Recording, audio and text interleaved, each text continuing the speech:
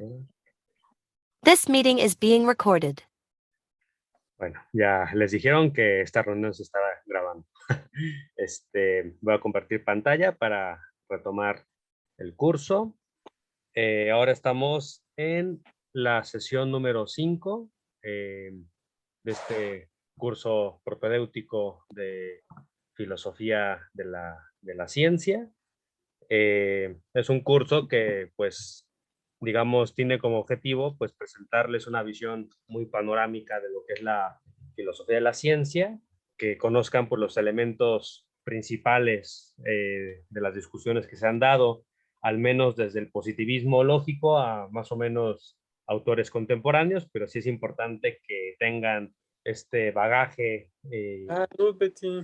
histórico interpretativo para que puedan, pues, entender bien luego lo que se va a estar trabajando en la maestría, ¿no? Los temas que van a estar tratando en sus cursos de filosofía de la ciencia 1 y 2, y ya después los que se vayan al área de filosofía de la ciencia, pues igual van a seguir ahondando y profundizando en ciertos temas. Jusmark levantó la mano. Sí, yo tengo una duda. Bueno, es que estaba checando como así las ramificaciones de cada especialidad, y en historia de la ciencia solamente nos dan un curso de filosofía de la ciencia, que de hecho es muy parecido a este. O sea, pero a mí me interesaría saber como cuáles son los contenidos que hay en filosofía de la ciencia 2. Son también como siento que como para no perder el hilo, ir también como pues, buscando, leyendo esos autores en algún momento. Sí, o sea, bueno, primero que nada decirles que como hay libertad de cátedra en la UNAM, digamos, los cursos que aparecen en el programa no necesariamente son los cursos que va a impartir el profesor, ¿no? Porque también eso tiene que ver con que hay veces que los profesores se ponen en contacto con profesores digamos, de otros cursos para más o menos saber qué vieron y a partir de ahí adecuar el programa. Por ejemplo, yo ahorita, pues, se puso en contacto conmigo una filósofa que es excelente, se llama Natalia Carrillo. Ella, pues, les va a dar Filosofía de la Ciencia 1 y, pues, bueno, estuvimos platicando de las cosas que hemos estado viendo en este curso para el curso que ella les va a dar, pues, más bien enfocarse en otros temas, ¿no? Que van a profundizar, sobre todo temas más actuales.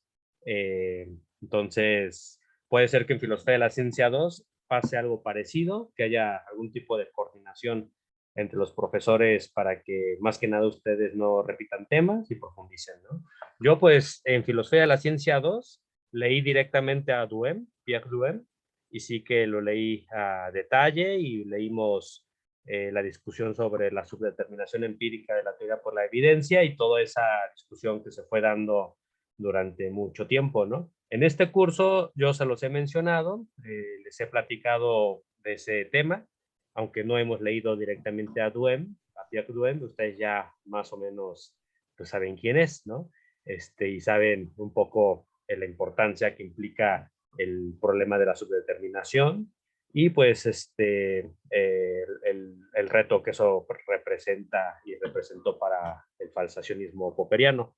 Entonces, digamos, es probable que si pasa lo mismo que conmigo, en Filosofía de la Ciencia 2, le entren a los debates ya más de lleno de Duhem y pues debatan ahí cosas, interpretaciones y salidas, propuestas que se da a ese problema y que también se metan a temas sobre racionalidad de la elección de teorías, porque todo este tema lleva hacia allá, ¿no?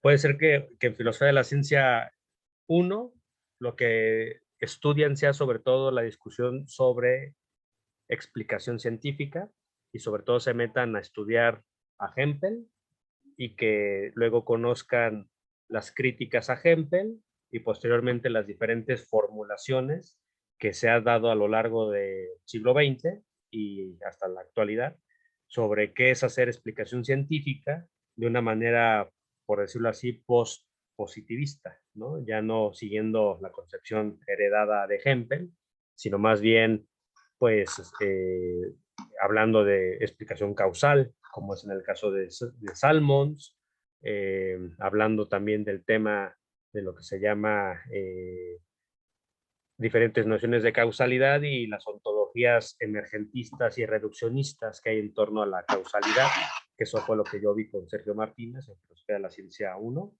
Ese tema les va a encantar. A mí me encantó eso de emergentismo y reduccionismo. El tema de explicación causal, y puede ser que los que luego se vayan interesando en temas sobre modelos en algún momento del curso con Natalia o más adelante, pues empiecen a estudiar a fondo toda la literatura de modelos, idealizaciones, lo que es hacer explicación basada en modelos, y ya de ahí entren a toda esta literatura contemporánea. Yo ahorita pues les voy a presentar a Lakatos, digamos haciendo un poquito de spoiler, comentarles que existe un premio muy famoso que ustedes tienen que conocer, que existe, se llama el Lakatos Award, y es algo así como el premio el premio Nobel es como el premio Nobel de Filosofía de la Ciencia. Esa importancia tiene. Se hace anual y se entrega al mejor libro que se haya escrito en los 6 años previos al premio, y pues son libros, la verdad, de primerísimo nivel y que marca muy bien las tendencias de la filosofía de la ciencia en lo general. Entonces, si ustedes tienen inquietud, interés en ver cómo ha ido cambiando la filosofía de la ciencia en los últimos 20 años, pueden ver ese premio. Creo que de hecho son desde los últimos 30 años, porque ya tiene una larga duración ese premio. Y pueden ver los títulos y a los autores, ¿no? De los últimos temas que se han tratado. Por ejemplo, está el tema de entender el entendimiento, ¿no? Digamos ya pensando en un tipo de epistemología no centrada en la noción de verdad, sino más bien en la noción de entendimiento, pues digamos eso ha tenido mucha importancia en la filosofía de la ciencia contemporánea. Y otro tema que es fundamental es el de la noción de representación de una forma naturalizada, retomando elementos de las ciencias cognitivas, ¿no? ¿Qué significa usar la abstracción? Ya, digamos, tomando en serio lo que han trabajado psicólogos, personas que se dedican al estudio de la cognición, gente que se dedica a la inteligencia artificial, y tomando en cuenta lo que la ciencia ha hecho en torno a la abstracción, cómo nosotros podemos formular una noción de abstracción que nos permita entender las prácticas de abstracción que existen en la ciencia, ¿no? Digamos, esos son problemas que en la actualidad se trabajan, ¿no? Y pues eso ya cada quien puede ir profundizando. Nada más aquí pues decirles eso, que hay diferentes temas, diferentes corrientes, diferentes enfoques, y pues para eso pues sí es importante que conozcan ustedes pues la historia de la disciplina, para que constantemente vuelvan a los autores y a partir de una lectura informada del presente pues dirijan sus lecturas, ¿no?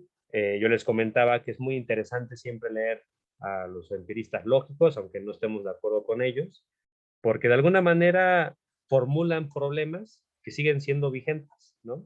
Por ejemplo, el tema del significado, el tema de aclarar y sobre todo detectar pseudoproblemas. Ese es un asunto que mucha de la filosofía de la ciencia lo sigue haciendo, ¿no?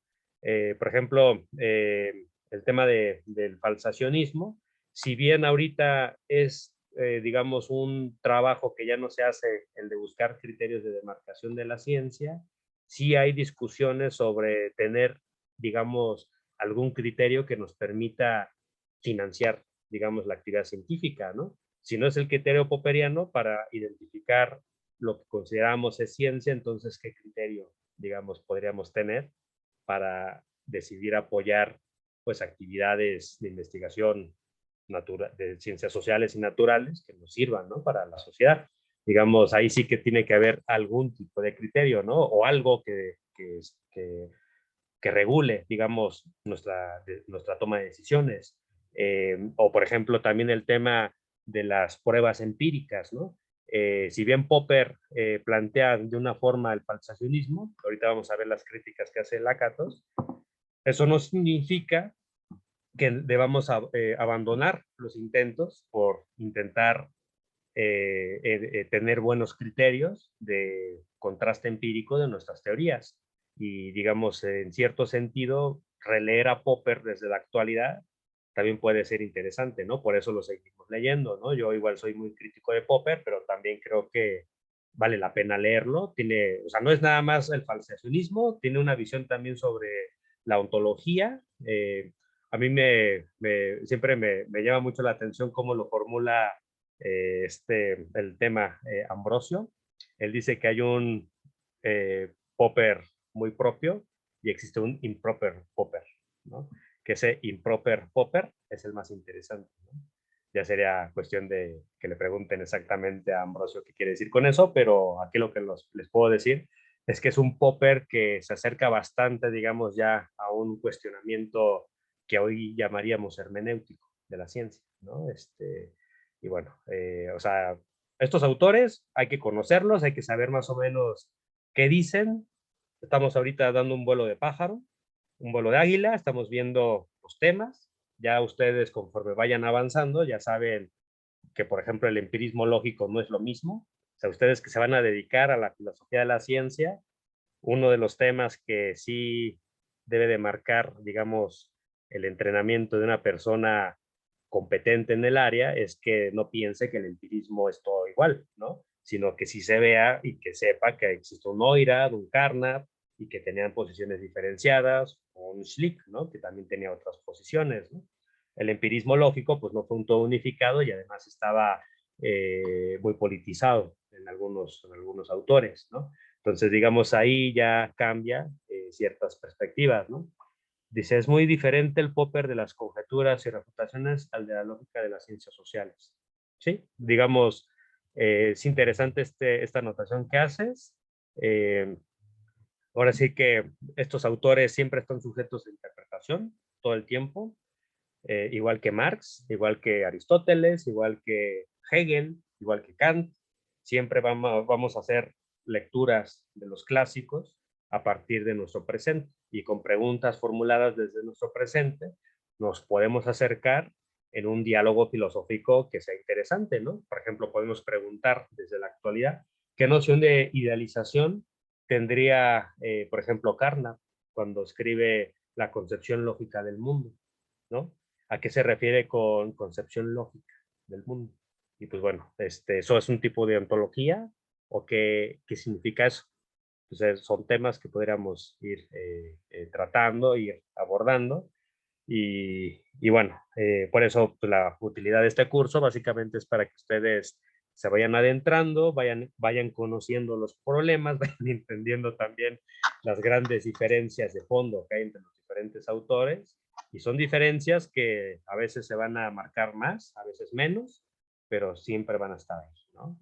Entonces, en cuanto ustedes quieran interrumpirme, hacer algún comentario, hacer alguna anotación, con toda confianza, ya saben que aquí pues pueden intervenir cuando lo consideren adecuado.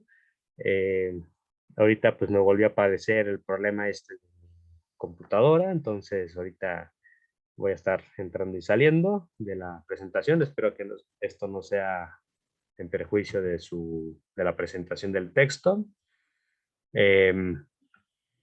Nos arrancamos de una vez. Pues hacemos una pequeña recapitulación. Recuerden que hemos tenido en total 4 sesiones. Esta es la 5ª sesión. En la sesión 1, pues presentamos muy a grosso modo lo que es la filosofía de la ciencia. Un tema que yo voy a estar insistiendo todo el tiempo es que la filosofía de la ciencia aborda problemas filosóficos de la ciencia. Digamos, eso es la especificidad. Eso es hacer filosofía de la ciencia. Se puede hacer filosofía de cualquier cosa. Incluso hay autores que se dedican a hacer filosofía de lo cotidiano. En el mundo cotidiano encontrar problemas filosóficos y formularlos y resolverlos. También existe la filosofía de los deportes, existe también la filosofía del cuerpo. Merleau-Ponty es un autor que se dedica a hacer una filosofía sobre el cuerpo y también desde el cuerpo. Hay muchos tipos de ejemplos, ¿no? Donde la filosofía pues es, digamos, un ejercicio de aclaración conceptual, de formulación de problemas, digamos, filosóficos de nuestro objeto de estudio, y esta formulación de problemas filosóficos de nuestros objetos de estudio los podemos ir abordando desde diferentes vertientes, desde diferentes corrientes, desde diferentes técnicas, pero el punto es que si nosotros queremos, digamos, ver un tema transversal de toda la filosofía de la ciencia, es que Carnap, Neurath, Thomas Kuhn, Feyerabend, posteriormente Philip Kitcher, hasta llegar a la actualidad con autores como Mary Morgan o Nancy Cartwright, todos van a hablar de problemas filosóficos de las disciplinas científicas. Y todas las disciplinas científicas tienen problemas filosóficos, en particular problemas epistemológicos, que es lo que nos va a estar interesando, que tiene que ver con cómo justificamos nuestro conocimiento, qué métodos usamos, estos métodos son válidos o no son válidos, cuáles son nuestros criterios de validación, cuáles son nuestros criterios para, digamos, considerar que una prueba es contundente, una prueba científica, cómo eligen los diferentes científicos entre diferentes teorías y todos los problemas que a lo largo de la práctica los científicos se van a ir encontrando, ¿no? Ya hemos visto que existe el problema de la subdeterminación empírica de la teoría por la evidencia, donde puede haber situaciones en las cuales un científico encuentre que la misma evidencia apoya igual a dos teorías, a dos o más teorías, y cómo elegir entre ellas, ¿no? Eso lo van a ver ustedes de manera más detallada en otros cursos, pero eso es un tema que está presente, ¿no? ¿Cómo hacemos comparable teorías que son profundamente diferentes entre sí y cómo las podemos elegir, ¿no? ¿Cómo elegimos una teoría si existe el problema de la, inconmensurabilidad, ¿no? Y bueno, en general, la filosofía de la ciencia habla de eso lo vimos en el curso, en la sesión 1, y luego vimos, ¿no? Cómo se formulan problemas desde diferentes etapas del desarrollo de la filosofía. Hemos visto la filosofía positivista lógica o empirista lógica, que formula un tipo, digamos, de problemas, sobre todo de significado, de lenguaje. Les interesa mucho el tema de la verificación, el tema también de aclaración conceptual. Carnap pues estaba muy centrado en ese tema y en develar pseudoproblemas para más bien no orientar el ejercicio del pensamiento en intentar resolver problemas que no existen, ¿no? Pseudoproblemas. Digamos, hay ese tipo de orientación, pero también hay otro tipo de orientaciones más de tipo epistemológica, no tanto lingüística, como es el caso de Popper, donde pues el tema es cómo justificamos nuestro conocimiento y cómo hacemos criterios de demarcación de lo que es ciencia y lo que es la pseudociencia, ¿no? Y el problema es, digamos, desde el punto de vista de Popper, interesante en la medida en que no es tan fácil distinguir la ciencia de la pseudociencia, ¿no? Y más aún cuando encontramos teorías científicas que parecen explicarlo todo, ¿no? Entonces, en ese aspecto, la visión popperiana pues buscaba resolver ese problema, ¿no? De cómo encontramos criterios que nos ayuden a demarcar el conocimiento que se considera confiable del que sería inconfiable, ¿no? Que sería poco creíble. Y creo que es un tema que incluso en la actualidad sería interesante debatir. Yo pues ahora caminaba el fin de semana, no, el miércoles, por el centro y justamente vi a un grupo de colegas, de personas que, pues, que son antivacunas, ¿no? Y me detuve a escucharlos un momento y me llamó mucho la atención que dentro de su manera de argumentar está el tema de que para estas personas, todo el equipo que formuló las vacunas actuó de manera pseudocientífica, ¿no? Y bueno, tienen ahí sus argumentos. Realmente fue, pues digamos, es un tema que yo creo que sería incluso interesante de analizar desde el punto de vista de la filosofía de la ciencia, sobre ese asunto, porque, digamos, ellos son los que están más interesados en distinguir ciencia de la pseudociencia y bueno, está este tema de que supuestamente el conocimiento que se usó para validar las vacunas era pseudocientífico, ¿no? Y bueno, eso es un tema que yo creo que vale la pena en su momento analizar, pero sigue habiendo ese debate, ¿no? En algunos sectores de la ciencia, pseudociencia, no lo veo del todo al interior de la academia, pero sí en la sociedad, ¿no? Que eso es un asunto que puede llamar la atención. Y luego, pues, por ejemplo, Popper fue un autor que generó mucho ruido, se presentó, digamos, con una visión de la filosofía de la ciencia, que posteriormente fue cuestionada, y sobre todo la filosofía que viene a romper con ese, digamos, esa continuidad que había entre el empirismo lógico, la concepción heredada, que básicamente ahí podemos nombrar a Hempel, que es un autor que no hemos visto en este curso, se le ha, digamos, vinculado con el empirismo lógico. Ustedes lo van a ver ya con más detalle en su curso de filosofía 1. Aquí basta con decir que para Hempel la explicación científica es una explicación objetiva, argumentativa, racional, centrada, digamos, en reducir los problemas fenomenológicos que vemos a leyes científicas, ¿no? Y establecer argumentaciones de tipo silogística para desde una ley general hacer la deducción del caso particular, hablando de condiciones iniciales que si se dan junto con la ley nos explica cualquier fenómeno, ¿no? Y digamos, esa forma de hacer filosofía de la ciencia, que ustedes van a ver en sus cursos más adelante, que es problemático, etcétera, pues también supone cierto tipo de positivismo, ¿no? Y Popper, pues no estaba tan interesado en el tema de explicación científica, pero sí digamos que le interesaba el tema de predicción, ¿no? La predicción como un objetivo epistemológico central de las hipótesis, donde las hipótesis se mantienen si la predicción funciona. Si la predicción no funciona, pues se considera falseada, digamos, la hipótesis o la teoría y se podría descartar.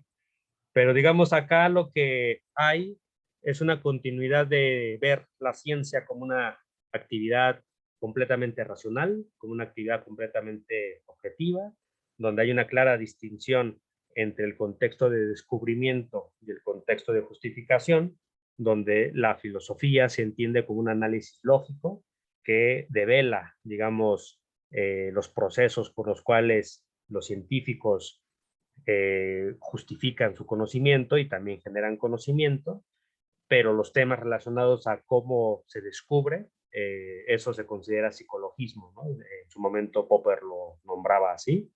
Y también pues el tema de cómo los pactos sociales y las convenciones sociales pueden influir en la actividad científica. Eso Popper también lo llegó a catalogar como convencionalismo, ¿no? Un poco a Pierre Duhem lo trata de poner como un convencionalista y también a Otto Neurath lo pone como convencionalista, ¿no? Pero digamos, esa forma de hacer filosofía de la ciencia que establece esa distinción tajante entre contexto de descubrimiento y contexto de justificación se ve cuestionada, sobre todo a partir ya del trabajo de Kuhn, que ya es un trabajo que presenta una forma muy diferente, digamos, de hacer filosofía de la ciencia, sobre todo a partir de tomar en serio la historia de la ciencia, ¿no? Que eso sería, por decirlo así, el gran mérito de Kuhn, ¿no?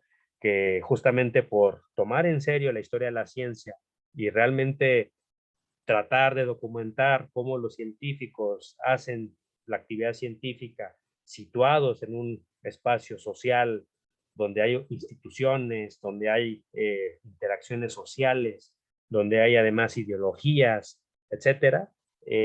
Kuhn fue visibilizando los elementos que serían, por decirlo así, no reducibles a la lógica, no serían tan racionales, los elementos que serían, digamos, extralógicos, son visibilizados por Kuhn porque tienen una importancia fundamental, digamos, para explicar cómo se da el cambio científico, para explicar cómo se dan las prácticas científicas en los hechos, para explicar cómo se da el proceso que él va a caracterizar como la estructura de las revoluciones científicas, ¿no?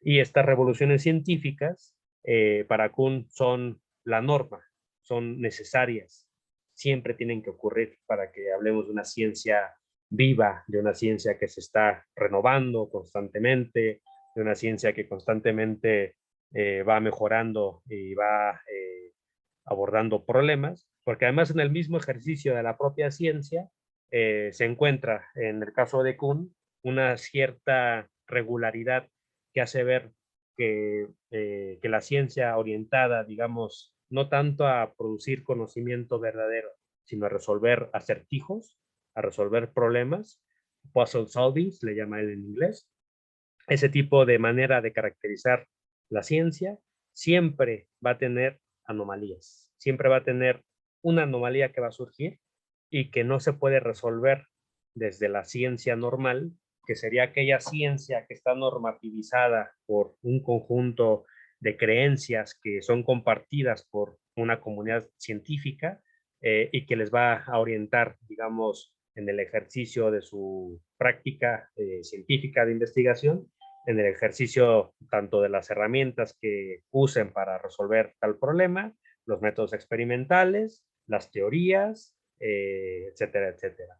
Y digamos, estos paradigmas, ¿no? Que luego vimos, ¿no? Que es un término un poquito complicado de caracterizar, porque Kuhn lo usa en diferentes sentidos. Digamos, para resolver estas anomalías se necesita generar un cambio en el paradigma, ¿no? En los ejemplares que nos guían nuestra práctica de resolver problemas. Y entonces, este cambio de paradigma va generando formas, digamos, de resolver problemas. Un gran ejemplo que pone Kuhn, que se usa bastante para ejemplificar su punto, es Einstein, quien usaba o quien decidió romper el paradigma de representar el espacio con base en la geometría euclidiana y más bien incorpora la geometría no euclidiana para resolver un problema relacionado a cómo representar el espacio-tiempo en su análisis, ¿no? Y eso lo llevó a una formulación completamente diferente de lo que es el espacio y el tiempo, con geometrías no euclidianas, y a poder representar lo que sería la curvatura y las distorsiones que genera la gravedad sobre el espacio-tiempo. Entonces, lo que diría Kuhn es que Einstein generó una revolución científica que rompe, digamos, con una trayectoria anterior para resolver esa anomalía, ¿no? Que tiene que ver con cómo representar el espacio-tiempo. Y así con muchos ejemplos, ¿no? Otro ejemplo que se pone es el caso de Kepler, que decide, digamos, representar con base en el modelo heliocéntrico las órbitas con elipses, ¿no? Y ya no con círculos, ¿no? Y poner el centro el sol. Entonces eso también es un cambio de paradigma, es un cambio de pensamiento, es un cambio totalmente, de pensamiento, ¿no? Entonces, digamos, en esta medida, las anomalías siempre van a estar guiando una tensión con la ciencia normal, con la ciencia institucionalizada, con la ciencia dominante de un momento, donde los paradigmas que estén vigentes muchas veces no nos van a ayudar a resolver los problemas nuevos. Necesitamos cambiar de paradigma para resolver esos problemas nuevos y esto a su vez va generando tensiones, porque estas nuevas prácticas que surgen como ciencia nueva, con un nuevo paradigma que empieza, digamos, a resolver problemas nuevos, se van dando cuenta que ellos pueden resolver también problemas anteriores con un nuevo paradigma.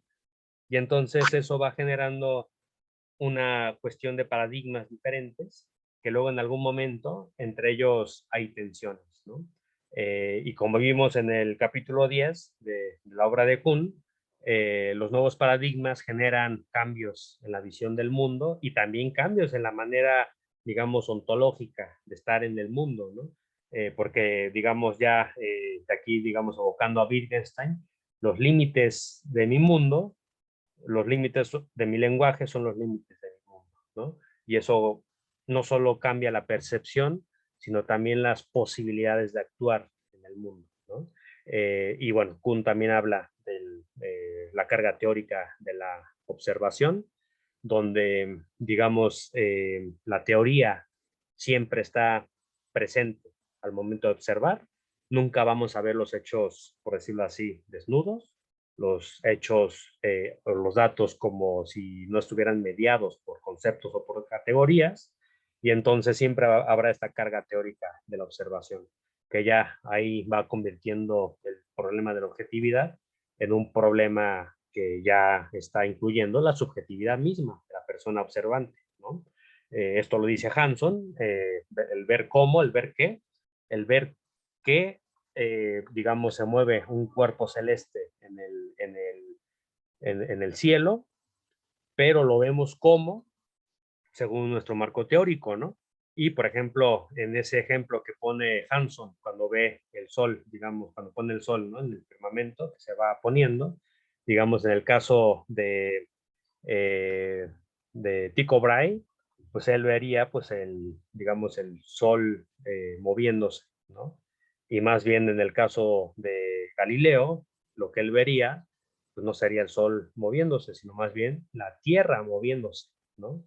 Entonces ahí ya cambia, digamos, la perspectiva. Vemos cómo diferente, ¿no?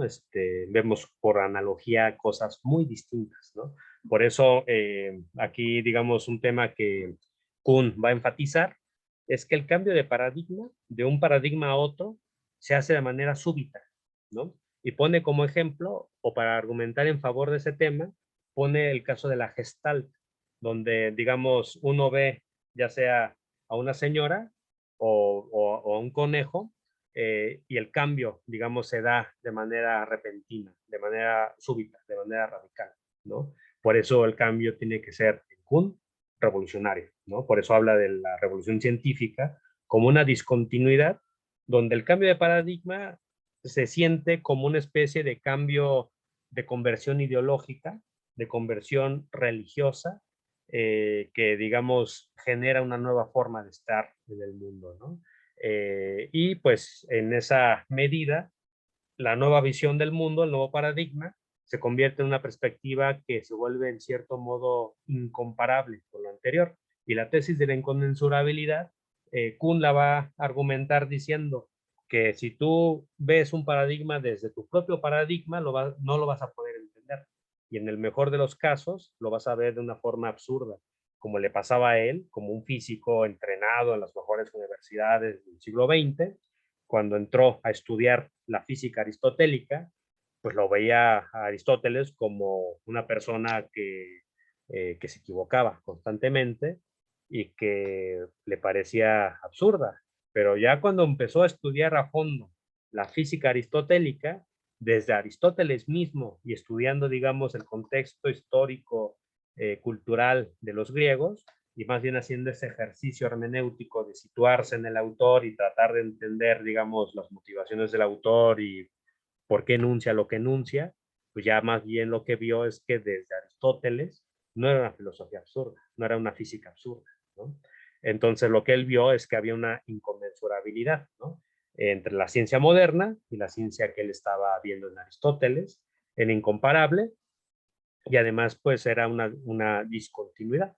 Entonces Kuhn va a estar todo el tiempo enfatizando en el tema de la revolución científica como algo inevitable, como algo que va a estar ocurriendo todo el tiempo, como algo además que rompe, digamos, la perspectiva de la ciencia como un proceso de acumulación de conocimiento además lineal, y más bien va a poner énfasis en las discontinuidades y cómo surgen estos cambios de paradigma que en su proceso, digamos, de conversión en ciencia normal, pues involucra muchos procesos extralógicos y muchos de ellos son procesos políticos. por procesos relacionados a la actividad social, procesos relacionados a la actividad institucional, donde finalmente estos factores también juegan un papel. Y bueno, digamos, el relato kuhniano que se presenta sobre lo que es el desarrollo de la ciencia, básicamente tiende a desidealizar la idea de que la ciencia es una actividad racional, y también tiende a desidealizar la idea de que la ciencia avanza de manera progresiva y lineal, ¿no? Digamos, en cierto modo, él cuestionó dos mitos que están presentes en la idea de ciencia, y Kitcher, de hecho, lo enuncia como la leyenda, ¿no? La leyenda moderna de la ciencia, que básicamente sería que la ciencia es una actividad centrada en lo racional, y el mito del progreso, ¿no? Digamos, en cierto modo, Kuhn va a estar cuestionando eso, y él va a abrir, digamos, una caja de Pandora, ¿no? Porque entonces, ok, supongamos que tiene razón. Entonces, ¿cómo es la elección de teorías? En la elección de teorías se da entonces por mera correlación de fuerzas, por una cuestión meramente de pacto político, de ver a quién le conviene qué. Hay gente que lo puede formular así, y de hecho hay una investigación interesantísima de Jesús Zamora Bonilla. Él es un español que hace economía de la ciencia, y él lo que hace es representar a los científicos como agentes interesados, donde lo que les interesa es maximizar, pues digamos, sus recursos económicos y también sus intereses simbólicos, ¿no? Y él representa, pues, por medio de la teoría de juegos, cómo se hacen estos procesos de cambio científico, etcétera, donde incorpora estas ideas, ¿no? Y bueno, también hay otras lecturas más sociologistas, como las que hace el programa Fuerte de Edimburgo, que ese programa Fuerte, así se le conoce, va a estar enfatizando sobre todo en la dimensión social de la ciencia, y cómo los elementos, digamos, culturales, extracientíficos, los elementos relacionados a la cultura, juegan un papel, digamos, al momento de elegir teorías, ¿no? Porque en su momento se pensaba que la sociología, al igual que la psicología, solo tenían que dar cuenta, sobre todo la sociología, de la ciencia formulada en Merton, solo podría dar cuenta del error. ¿Por qué el científico se equivoca? ¿Y por qué va a justificar con razones falsas tales posiciones, ¿no? Por ejemplo, la idea de Newton, de cómo el universo se colapsaría si se integra, digamos, en su análisis, la atracción de cuerpos entre sí. Porque las leyes tal y como están formuladas solo son de dos cuerpos. Un cuerpo atrae al otro y se formulan, digamos, ciertas condiciones, pero cuando se plantea, digamos, no solo la atracción de la Tierra a la Luna, o del Sol a la Tierra, o del Sol a algún planeta, sino también de la Tierra al Sol, de la Tierra a Marte, a Mercurio, a otros planetas, y entre las lunas, etcétera. La conclusión a la que llegó Newton es que el universo se colapsaría, ¿no? Que habría un momento en el cual se perdería el equilibrio, y habría planetas que saldrían disparados, digamos, al espacio exterior, otros planetas chocarían entre sí, y otros saldrían disparados directo hacia el Sol, ¿no?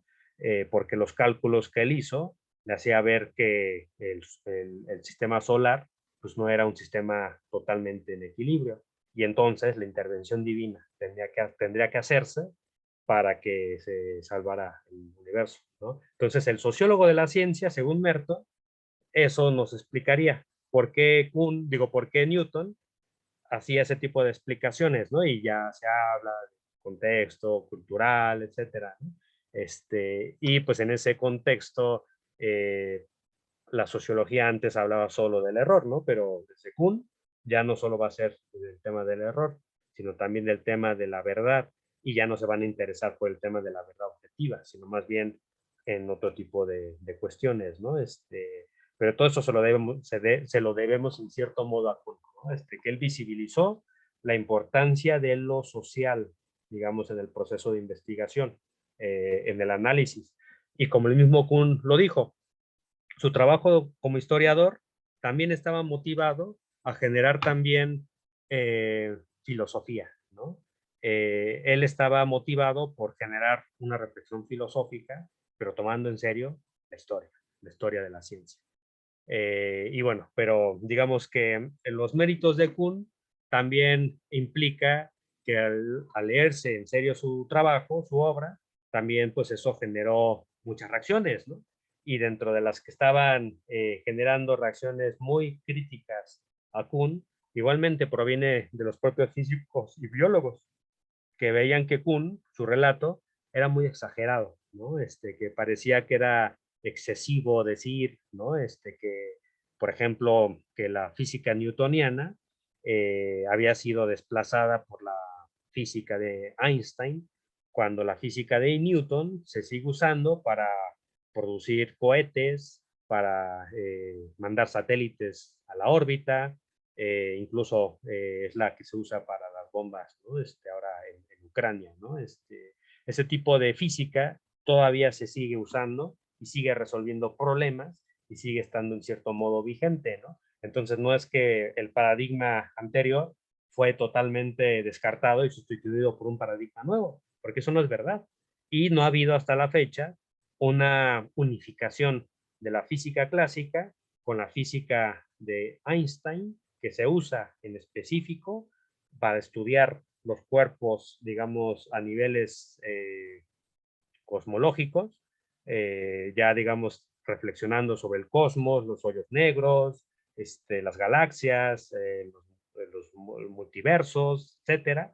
Digamos, la física de Einstein tiene ese nivel de análisis, pero no tiene el nivel de análisis con el cual nosotros vivimos en este planeta, pero al mismo tiempo también la mecánica cuántica, que resuelve problemas atómicos, esa es la que se usa a esos niveles, pero no se usa a los niveles, digamos, normales o los niveles de la mecánica clásica. Son tres rangos diferenciados: la cuántica, la clásica y la teoría general de la relatividad, y no están unificados. Ya ha habido intentos de unificarlos, pero han fracasado todos, ¿no? Que ha sido el tema de la teoría de cuerdas. Pero el punto es que no se sustituyó un paradigma anterior por un paradigma nuevo, sino que simplemente lo que ocurrió es que las pretensiones universalistas de Newton se tuvieron que moderar, ¿no? Ya no es digamos, la ley universal de la gravedad, ¿no? Es la ley de la gravedad que aplica a casos o a un rango muy particular de fenómenos, ¿no? Y los físicos tuvieron que dejar de pensar en leyes universales y más bien tuvieron que pensar en términos más contextuales. ¿Qué problemas contextuales quieren resolver a partir de qué teoría? Y a partir de esa teoría, aplicarla, digamos, a su momento, ¿no? Entonces, esa es una crítica que se sigue haciendo y que se usa, digamos, para no comprometerse con la idea de que la ciencia avanza en ese sentido discontinuo, ¿no? Que plantea Kuhn, sino que es más complejo de lo que el mismo Kuhn lo había dicho, ¿no? Y lo mismo el tema de la biología, que cuando revisan el texto de Philip Kitcher va a hacer un análisis magistral de la historia de la biología, a partir de la cual va a ir formulando su filosofía de la ciencia, ¿no? Y lo mismo podemos hacer con otras disciplinas, con la economía, la sociología, etcétera. Resulta que no es tan fácil aplicar a los temas específicos, ¿no? Y luego, pues, las respuestas que se dan desde la propia filosofía de la ciencia, pues no son del todo, pues, de aceptar a Kuhn, ¿no?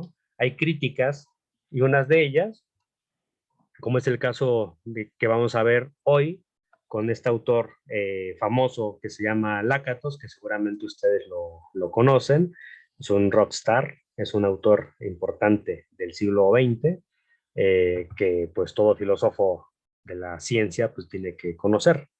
Y Lakatos va a responder a Kuhn considerando pues elementos sobre todo relacionados a la, digamos, a la defensa del falsacionismo, ¿no? Pero lo va a hacer de una forma, por decirlo así, más sea, digamos, un poco refinada. O sea, lo que va a hacer, de hecho, se le conoce como el falsacionismo sofisticado, porque sigue manteniendo el corazón, digamos, del falsacionismo, pero va a integrar otros elementos que le van a dar una originalidad tremenda a este autor.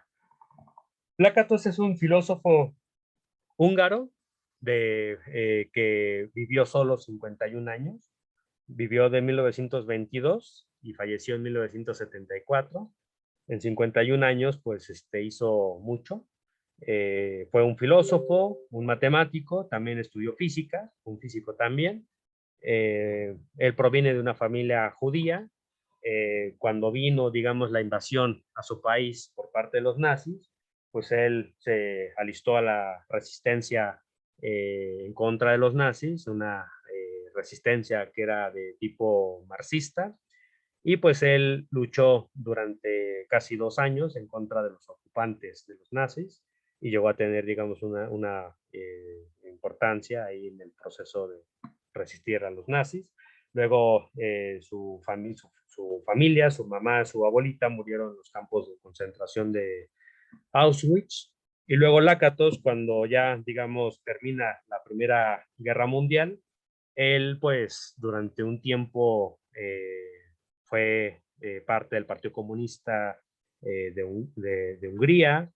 Durante un tiempo fue un estalinista convencido, justo por la época de la Guerra Mundial, pues él en esos momentos pues estaba, digamos, pues reconociendo el mérito del estalinismo, de haber derrotado a los nazis, etcétera.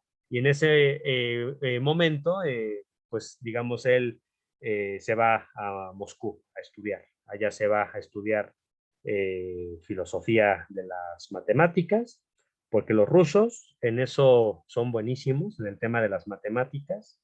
Muchos de los grandes matemáticos del siglo XX son rusos.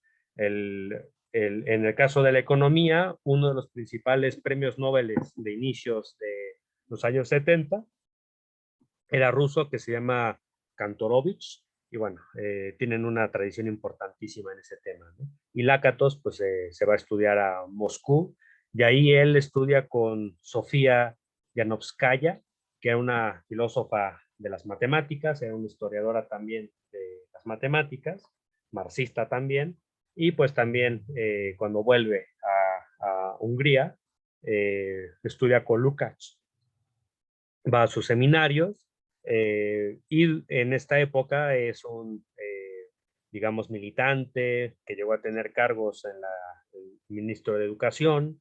Pues él se menciona en sus biografías que era un estalinista muy convencido del proceso de la revolución, pero posteriormente, cuando llega la represión del estalinismo y mandan los tanques a Hungría y digamos se persigue las disidencias, etcétera, pues a él también lo encarcelan y pasa en la cárcel casi 3 años, del 53 al 56 me parece.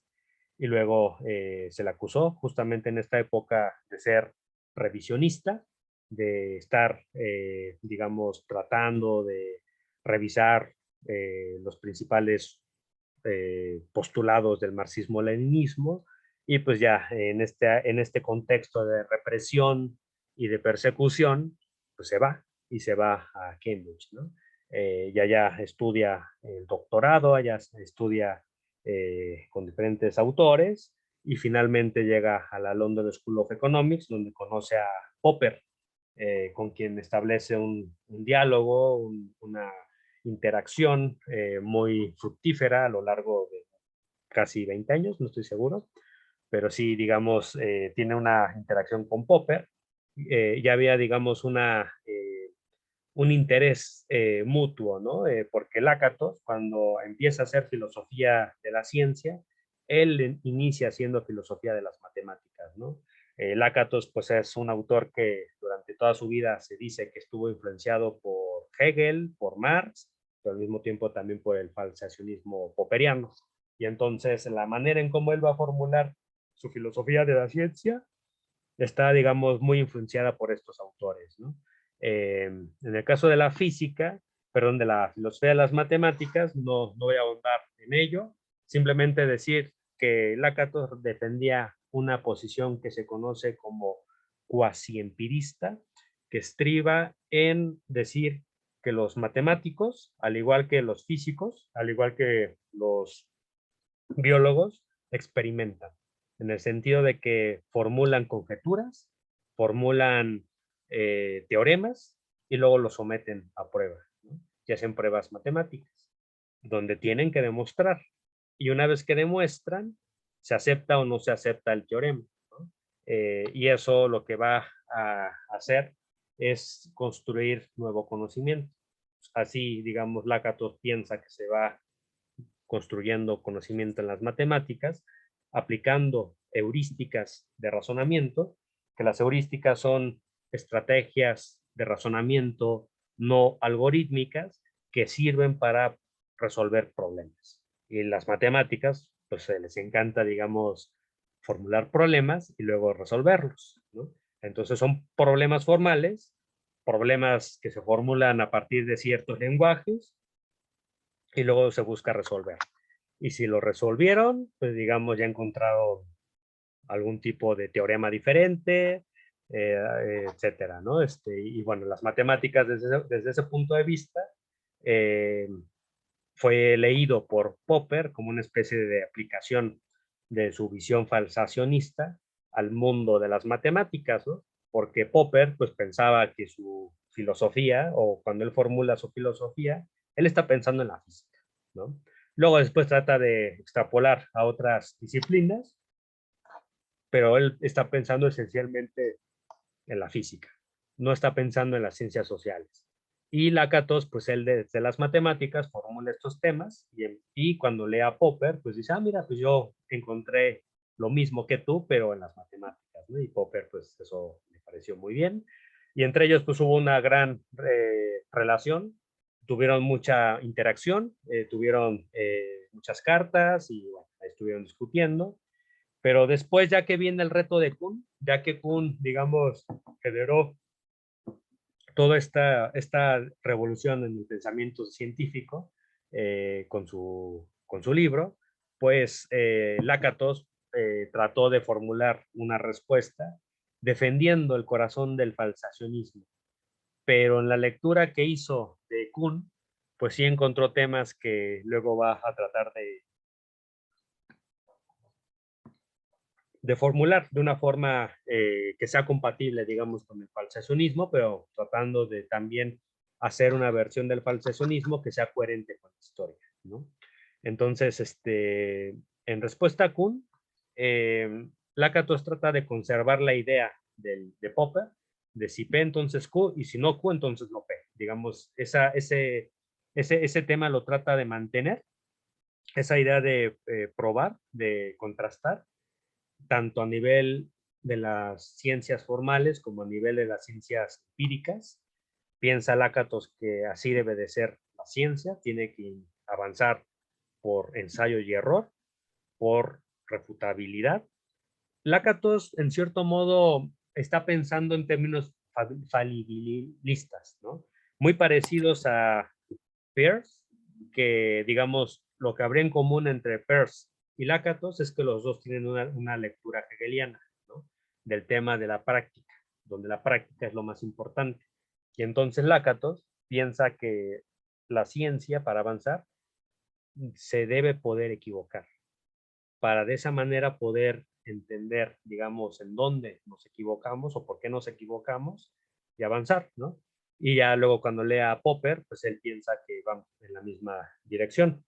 La refutabilidad, pues la mantiene como un criterio de marcación entre la ciencia y la pseudociencia, y también mantiene, igual que Popper, la idea de que las teorías no es necesario, o que no más, o que digamos el método adecuado no sería ir por la verificación, sino más bien que sean teorías que realmente se puedan refutar, que realmente se puedan someter a prueba empírica y que sea ese ensayo y error lo que nos informe acerca de si las hipótesis funcionaron o no funcionaron, ¿no? La ciencia en este sentido es una actividad crítica, es una actividad que está constantemente en transformación y que constantemente todo lo somete a la crítica, ¿no?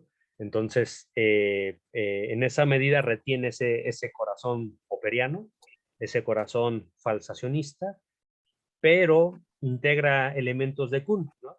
Por ejemplo, con Kuhn está de acuerdo en que la práctica científica tiene elementos extralógicos. Está de acuerdo también en que los científicos no siempre están interesados en someter a prueba empírica sus hipótesis, ¿no? Y que no siempre las ponen en riesgo, porque digamos, los científicos muchas veces con el desarrollo de lo que Kuhn llama la ciencia normal, desestiman lo que son las anomalías, no les interesan las anomalías, les interesa solo los rangos de problemas que su ciencia normal con su paradigma vigente puede digamos, abordar, pero las anomalías en un momento dado no les interesan. Y Lakatos está de acuerdo en que eso no es muy racional que digamos, y que muchas veces los científicos cuando están en esa fase no están actuando de una forma falsacionista, ¿no? Y más bien en ese sentido habría que integrar, digamos, esa idea en el análisis. Los científicos no siempre aceptan la evidencia que contradice sus teorías. Y justamente aquí también tiene en mente esa idea de cómo hay científicos que muchas veces están tan metidos en un paradigma que no quieren salir de ahí. Y cuando de pronto se les presenta evidencia que cuestiona su paradigma, no lo aceptan. Y pues dan argumentos, dan una verbalización para mantener su teoría y no aceptar la refutación, ¿no? Entonces, digamos, eso hace que la labor de mantener el falsacionismo pues tenga que adaptarse, ¿no? Considerando este elemento. Considerando también que de acuerdo con que la filosofía de la ciencia, para que sea más seria, pues tiene que basarse en la historia, tiene que tomar en serio lo que es la historia, ¿no? Entonces, en esa medida, pues Lakatos también va a tener un proyecto de reconstrucción, ya no como los empiristas lógicos, que era una reconstrucción axiomática, en particular en el caso de Carnap, una reconstrucción axiomática lógica de la ciencia, sino que Lakatos lo que va a intentar hacer, al igual que Kuhn, es una reconstrucción histórica de la ciencia, ¿no? Entonces, ahí va cambiando, digamos, el objetivo. Y entonces, considerando los elementos de Kuhn, esto va a llevar a Lakatos a formular su idea, que es una idea original, que es la que se conoce como programa científico de investigación, que aparece como una idea en sustitución del concepto de paradigma, ¿no? La idea principal del concepto de programa científico de investigación es que hay comunidades que en efecto se ponen de acuerdo en un programa, ¿no? Aquí, digamos, hay autores que hablan de que Lakatos está ahora sí que influenciado por su pasado militante marxista, porque los marxistas, los militantes, etcétera, los militantes comunistas, pues hablaban del programa político, ¿no? Y todo el tiempo hablaban de su programa. Y el debate era muy encendido en torno a qué programa iba a guiar su práctica. Y este programa, pues digamos, estaba sujeto a crítica y una vez que se lograba consolidar ese programa, y eso iba a ser, digamos, por decirlo así, la unidad ideológica que iba a guiar a las comunidades de revolucionarios en su acción, ¿no? Y entonces Lakatos piensa algo parecido, que la ciencia es algo parecido en el sentido de que los científicos se van a poner de acuerdo en un programa científico de investigación que los vuelva, digamos, una comunidad, que sea este núcleo central de ideas que les dé cierta unidad, ¿no? Cierta unidad ideológica, por decirlo de alguna manera, nada más que en este nivel estamos hablando de una unidad epistemológica, donde se ponen de acuerdo en los métodos de su ciencia, se ponen de acuerdo en las teorías que van a emplear, se ponen de acuerdo en el lenguaje técnico que van a estar usando, en las técnicas que van a emplear, que ellos consideran las válidas, etcétera, y en el terreno, sobre todo teórico, se ponen de acuerdo en cuáles son las principales ideas, núcleo, que los van a agrupar. cuáles son esas hipótesis núcleo que le van a dar sentido, digamos, a su programa de investigación, ¿no? Y una vez que se ponen de acuerdo en cuáles son esas hipótesis núcleo, van a hacer procesos de investigación, ¿no? Van a estar investigando por medio del método, digamos, de experimentación. Van a estar, en el caso de las ciencias sociales, atentos de su mundo, atentos de su realidad. Van a estar profundizando en su investigación y la idea es que de pronto van a surgir, sí, en efecto, anomalías. Pero ¿cómo se abordan estas anomalías? A partir de un programa científico de investigación. Lo que dice Lakatos es que las anomalías, una vez que se abordan a partir del programa científico de investigación, van a abordarse, digamos, primero viendo qué tanto la hipótesis núcleo se puede salvar y si la hipótesis núcleo directamente puede resolver la anomalía. Si de plano no puede, aquí es donde entra un conjunto de hipótesis auxiliares, ¿no? Que son ese marco de enunciados que van a proteger, digamos, el núcleo central de ideas, ¿no? Estas hipótesis auxiliares pueden ser hipótesis ad hoc, que lo que van a hacer es tratar de mantener el núcleo, pero tratar de salvar el fenómeno, ¿no? De tal manera que la anomalía pues, sea incorporada al programa científico de investigación y en esa medida no se abandone pues, el programa científico, ¿no? Y esta hipótesis auxiliar, además de ser ese cinturón que va a proteger al programa, pues le va a dar, digamos, cierta compatibilidad con las anomalías, ¿no? Estas hipótesis auxiliares se pueden ir formulando a partir de lo que Lakatos llama heurísticas, que pueden ser de dos tipos, pueden ser positivas o pueden ser negativas. Y estas hipótesis positivas pueden ser, digamos, aquellas que pueden ir modificando el núcleo, que se dan cuenta que hay una anomalía que requiere, pues sí, revisar el núcleo y de ahí pues ir modificando, digamos, el programa científico de investigación para adecuarlo, ¿no? Y hay otras que son negativas, que más bien se centran en proteger el núcleo y ya, ¿no? Y no están, digamos, en la idea de modificarlo. Entonces, la cuestión es que mientras, y básicamente aquí en estas negativas serían las hipótesis ad hoc, ¿no? Serían las hipótesis ad hoc que se hacen simplemente para evitar la refutación y ya. Y entonces, posteriormente, digamos, se ve ya a nivel dinámico cómo se desarrolla el programa científico de investigación y si ya son demasiadas anomalías las que se están, digamos, acumulando y si estas anomalías son totalmente abordadas desde heurísticas, desde hipótesis auxiliares motivadas por heurísticas negativas, entramos a un programa de investigación científico que gradualmente se va degenerando, ¿no?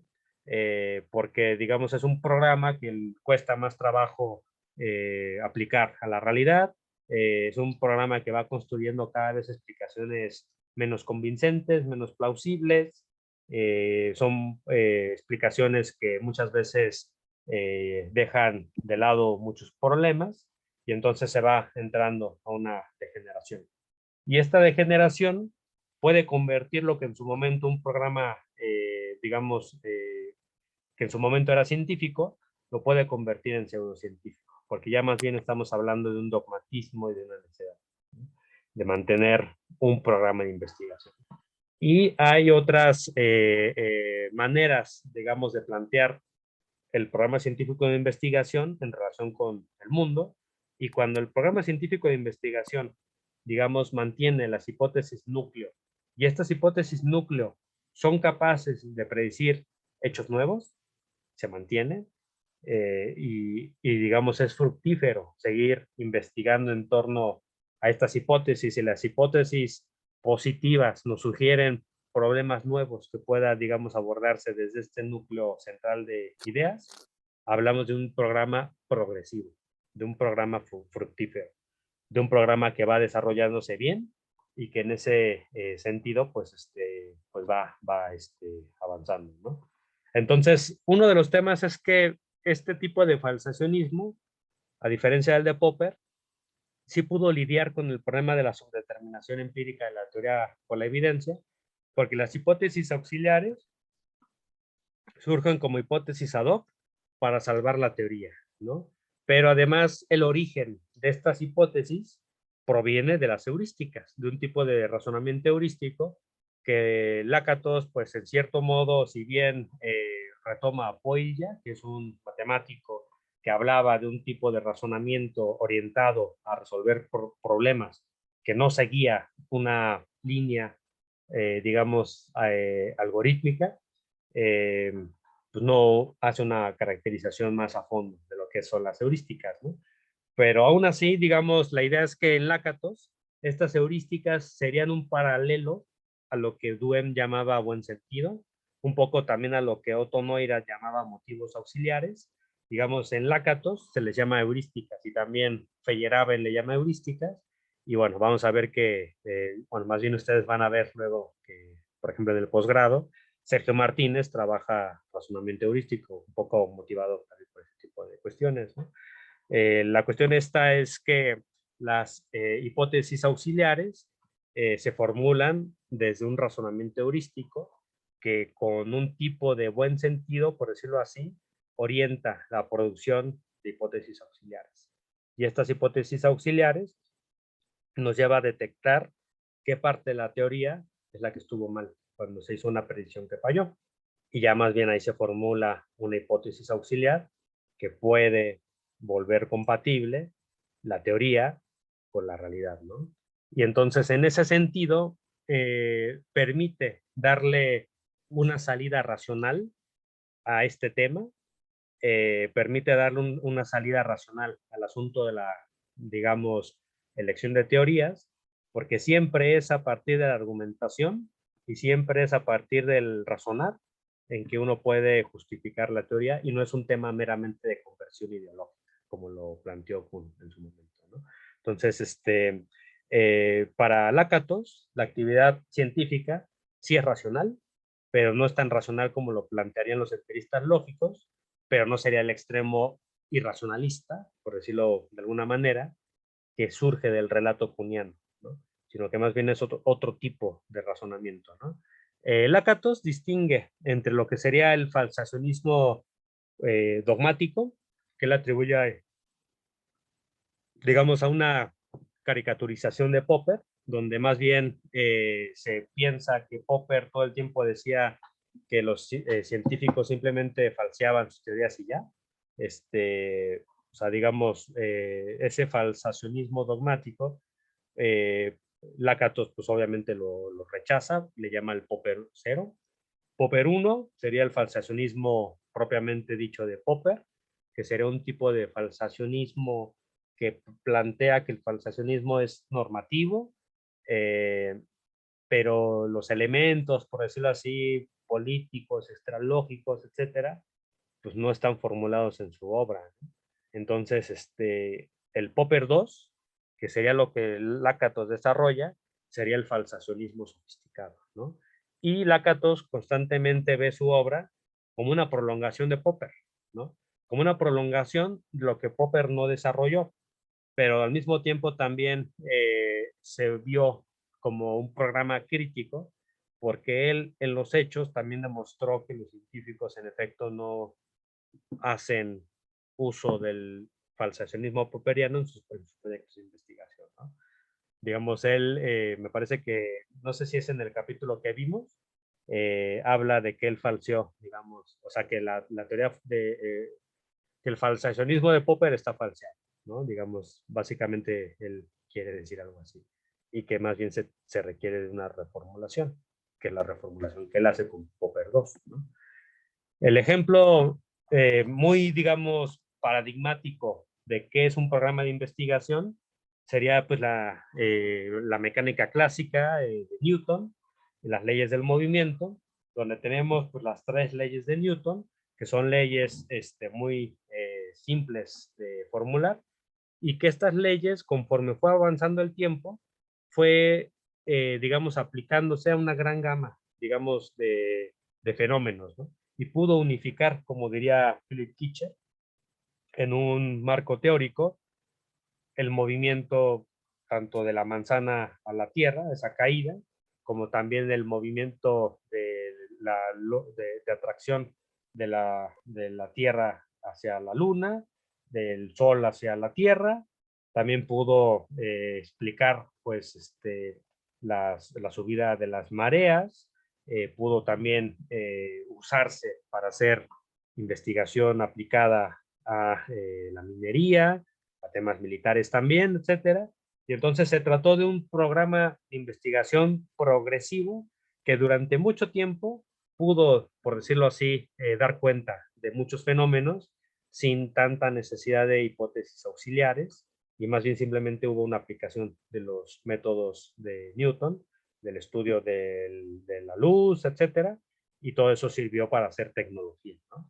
Y permitió pues un desarrollo acumulativo, un desarrollo importante, etcétera. Pero digamos que en su momento luego surgieron anomalías que no pudieron resolver, ¿no?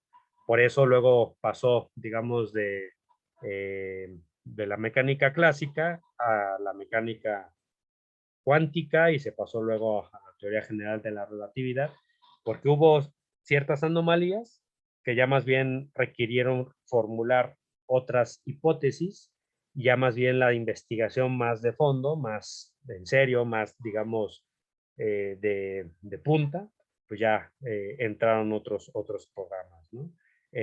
A mí no me queda claro si Lakatos en algún momento dice que la visión de Newton llega a ser un programa en degeneración. Eso yo, la verdad, no estoy seguro qué es lo que diría Lakatos, pero creo que es un tema interesante de discutir. Ejemplos de programas degenerativos, digo, hay muchos. Aquí pongo un par, poco también por mi interés en la economía. Por ejemplo, uno de los principales alumnos economistas de Lakatos se llama Spiro Latsis, y él aplicó este programa científico de investigación a la economía neoclásica. Y la hipótesis núcleo de la teoría de la acción racional y del equilibrio general, la idea de Spiros Latsis, es que hubo un momento en el cual ya no podían dar cuenta de comportamientos tanto poco racionales de la gente, como en particular de ciertas crisis económicas, ¿no? Y lo peor es que no podían predecir cosas nuevas, ¿no? Y entonces para este autor, los neoclásicos estarían constantemente intentando resolver el problema, digamos, de las crisis económicas, integrando hipótesis auxiliares a la idea de equilibrio general, para decir por qué razón se viola el equilibrio, por qué razón la economía siempre está en desequilibrio. Y pues ya, digamos, las hipótesis auxiliares involucraría pues acción pública extrema, intervencionismo extremo, externalidades, etcétera. Pero el problema es que se mantiene la idea de equilibrio y la idea que se autorregula, digamos, la economía, ¿no? Entonces, desde el punto de vista de Spiros Latsis, la economía neoclásica sería ya un ejemplo de pseudociencia, porque ya estaría en degeneración, digamos, aplicando cada vez más hipótesis auxiliares para hablar de cómo se desestabilizan los mercados cada vez que se están, digamos, desregulando más, ¿no? Y entonces para él sería un ejemplo de pseudociencia, ¿no? Para Lakatos, un ejemplo es el marxismo soviético, donde la hipótesis de la lucha de clases se refutó porque no siempre se da, ¿no? Al menos no siempre se da de forma tan pura. O sea, nunca vemos totalmente en los conflictos sociales a los trabajadores contra los capitalistas, sino que más bien vemos capitalistas contra capitalistas, partidos políticos contra partidos políticos, trabajadores contra trabajadores, ¿no? Y todo mezclado con todo. Usualmente las guerras civiles son así, ¿no? Y luego, pues, el tema es que, además de que no se da la lucha de clases de manera tan pura, también el asunto de que la revolución socialista fracasó en muchos países donde había alcanzado el capitalismo su máximo grado de desarrollo, también vino a refutar la idea de que pues, las leyes de la historia existían y de que el desarrollo de las contradicciones internas, digamos, del sistema capitalista iban a ir generando a un proletariado que posteriormente se iba a convertir en el sujeto revolucionario que asumiría esa labor o esa misión histórica de movilizarse y de hacer caer al capitalismo para después avanzar hacia el socialismo, ¿no? Esa hipótesis pues cada vez fracasó más y la idea de Lakatos es que el marxismo soviético entró en un proceso de degeneración que posteriormente se podría decir que fue pseudociencia, ¿no? Otro ejemplo que siempre ponen es el psicoanálisis, ya digamos eso ahorita no lo voy a mencionar, o sea, no voy a desarrollar el ejemplo, pero digamos es una cosa que se tiene, digamos, ahí presente, ¿no? Dentro de las críticas que hay al falsacionismo sofisticado de Lakatos, es que pese a todo, pese a este intento intelectual que es muy interesante y que trata de volver compatible el falsacionismo con la historia y con las prácticas científicas, es que sigue siendo popperiano en un nivel normativo. Y la pregunta es, ¿por qué? ¿Por qué nos tenemos que casar con mantener la visión popperiana en ese plano normativo, ¿no? Y ahí pues se abre un debate, ¿no? Por ejemplo, los biólogos casi siempre cuando leen a Lakatos y leen sobre todo a Popper, se incomodan porque desde el punto de vista del falsacionismo tendríamos que decir cosas tan fuertes como decir que la teoría de la evolución de Darwin sería pseudocientífica porque pues no se puede someter a prueba empírica, ¿no? Entonces, no se puede diseñar un experimento donde uno pueda decir, en efecto, aquí está ocurriendo la evolución como la formuló Darwin, y aquí podemos ver cómo opera la selección natural, ¿no? Eh, digamos, no puede haber un experimento de ese estilo y entonces, pues el procedimiento de validación empírica no sería compatible con el falsacionismo ni de Popper ni de Lakatos, ¿no? Y entonces eso tendría que llevarnos a decir que Darwin es un pseudocientífico y gran parte de la biología que hoy llamamos evodevo, etcétera, también sería pseudocientífica, ¿no? Lo cual es muy fuerte, ¿no? Sobre todo en estos momentos en los cuales la biología parece ser que ya se volvió incluso más importante como paradigma de cientificidad que la física. Entonces, ahí hay un problema de dar cuenta de una actividad tan importante como es la biología desde este marco filosófico, ¿no? Entonces, en ese sentido, ¿cuál sería el sentido de mantener la visión falsacionista en ese plano normativo, ¿no? Tendríamos que decir entonces que Darwin era un pseudocientífico. Otra crítica que se hizo, y esta la hizo Feyerabend, es que la metodología de los programas científicos de investigación en realidad no son algo metodológico, porque no nos están hablando de una metodología, no nos están diciendo cuáles son los pasos que hay que seguir, sino que más bien está formulando el tema de una forma más pragmática que se vuelve compatible con lo que Feyerabend llama anarquismo epistemológico, ¿no? Entonces, digamos, ahí lo que dice Feyerabend es que el Lakatos en el fondo está haciendo una defensa de un tipo de anarquismo epistemológico, porque en el fondo no está defendiendo ningún método específico que todo el mundo tenga que ser, ¿no? Por otro lado, es una filosofía de la ciencia que sigue estando centrada en teorías, ¿no?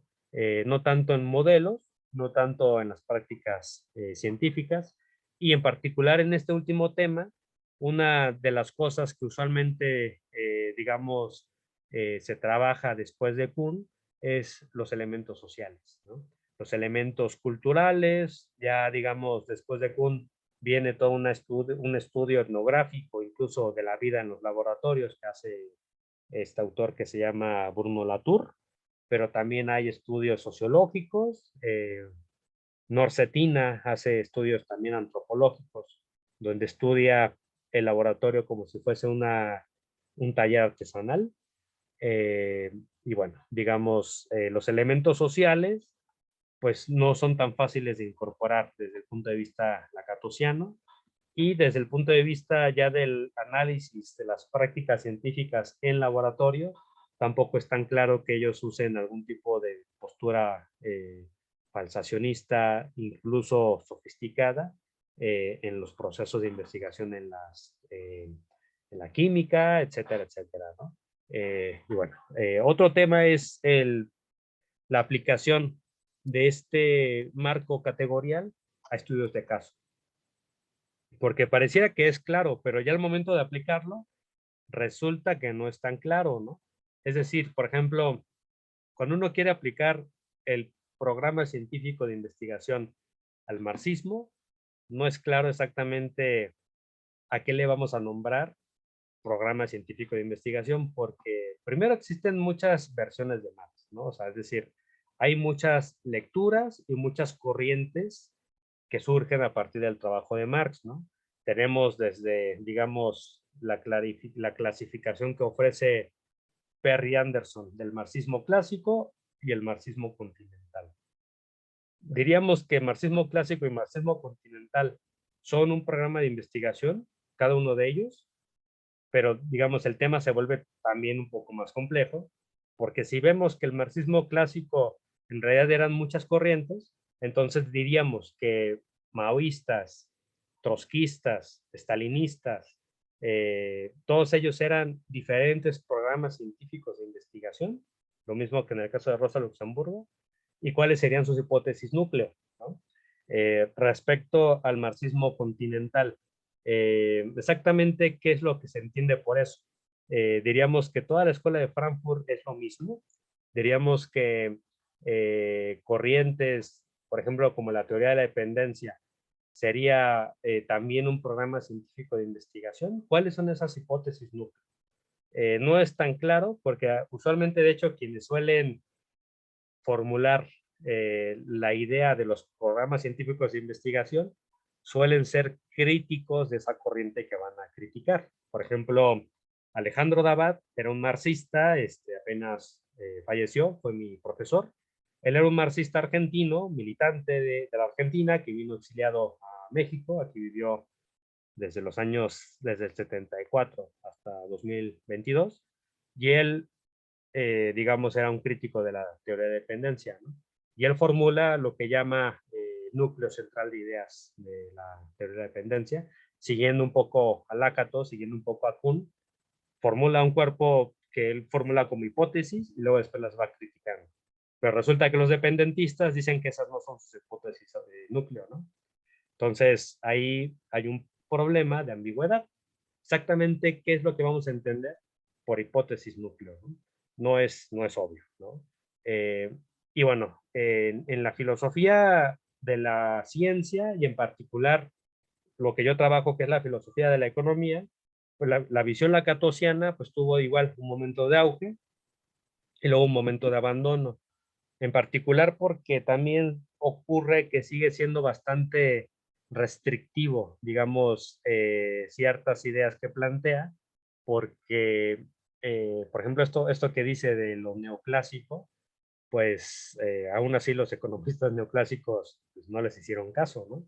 Y siguieron trabajando, siguieron investigando, siguieron haciendo academia, siguieron formando economistas, siguieron financiándose por medio de cuantiosos dineros, ¿no? Provenientes de los gobiernos, etcétera, y produjeron más literatura y más investigación con sus propios estándares, y pese a que el alumno de Lakatos Latsis Spirus dijo que eran pseudocientíficos, pues los neoclásicos dijeron, pues, según tus criterios sí, pero pues nosotros resolvemos nuestros propios problemas.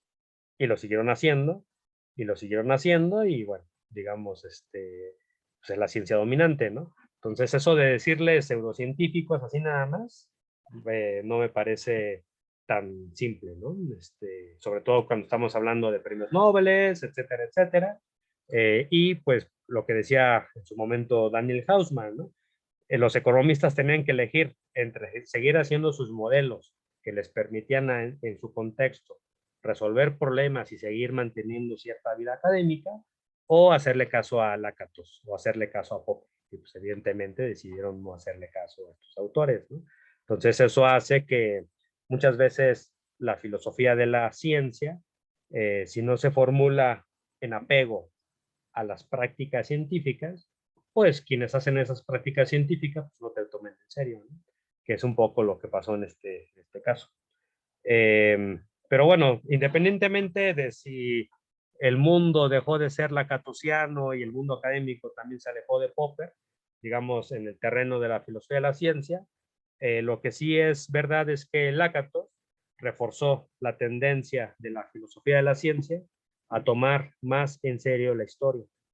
Y pues bueno, su libro pues pone ejemplos de física, de matemáticas, de ciencias sociales, y es muy importante en ese aspecto seguir, digamos, abordando la filosofía de la ciencia, tomando en serio la historia de la ciencia y tomando en serio pues las prácticas de investigación que hacen los científicos, ¿no?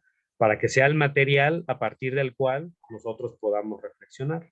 Entonces, Lakatos avanzó en esa dirección.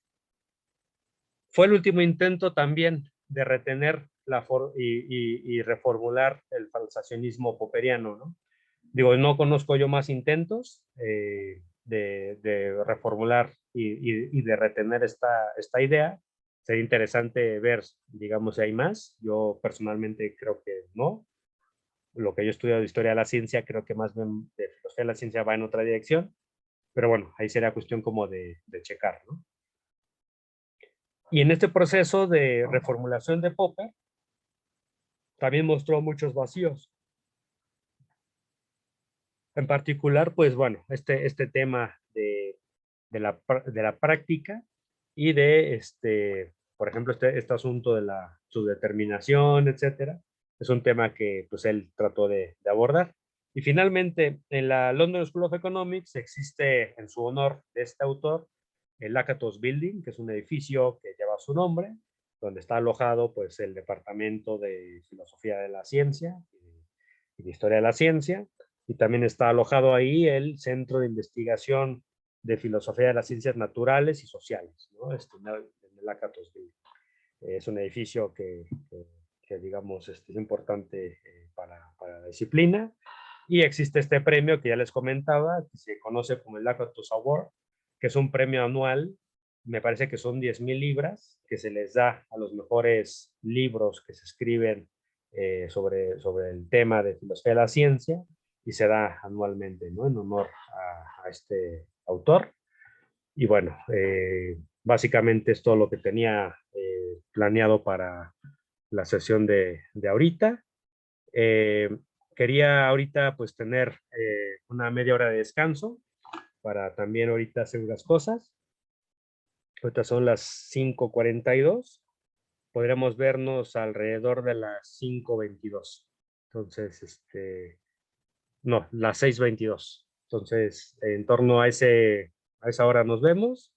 Y pues mientras igual vayan pensando en los comentarios, preguntas, vuelvan a revisar si quieren el texto, y ahorita lo vamos comentando. Entonces nos vemos ahorita en un momento.